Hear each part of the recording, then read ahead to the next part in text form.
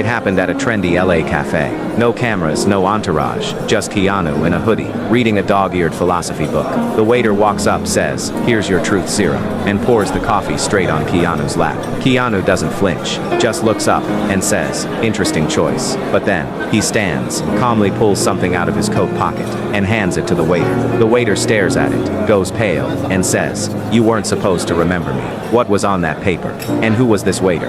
The waiter's hands trembled as he unfolded the paper. Keanu had just handed him. It was old, yellowed, the edges curled like it had been kept hidden for years. On it, a photo, grainy, time-stamped, 2003, two men. One was Keanu, the other, the waiter, much younger, in a military uniform. "You weren't supposed to remember me," the waiter whispered, voice cracking. Keanu took a slow step forward, calm but intense. "I remember everything." The cafe, once filled with influencers sipping lavender lattes, was now dead silent. Phones hovered in shaky hands, too stunned to record. Something real was unfolding, and no one wanted to interrupt. "You're Sergeant Martin Blake," Keanu said, eyes locked. "Baghdad, 2003. You were the guy who left me behind." The waiter, Martin, staggered back like he'd been punched. "You were just an actor," he spat. "They brought you on a USO tour. You weren't supposed to be in the convoy." Keanu's expression tightened. "But I was. And when the convoy was hit, you ran, left me.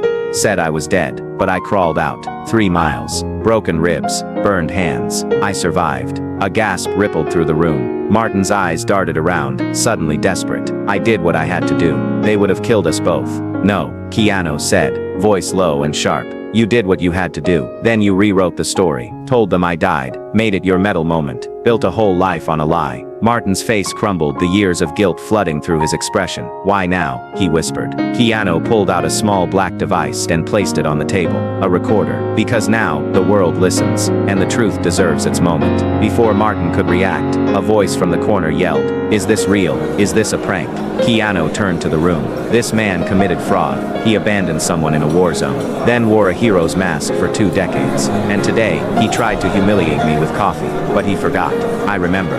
Martin collapsed into a chair, defeated. Keanu calmly picked up his jacket, nodded to the barista, and walked toward the exit. As he reached the door, someone called out, "What are you gonna do with the tape?" Keanu paused. "Nothing," he said. Because this wasn't about revenge. It was about truth. He looked over his shoulder, straight at Martin. And now he has to live with it. Then he was gone. Martin sat frozen, eyes wide, the paper still clutched in his hand. The cafe remained silent for a beat longer, and then erupted.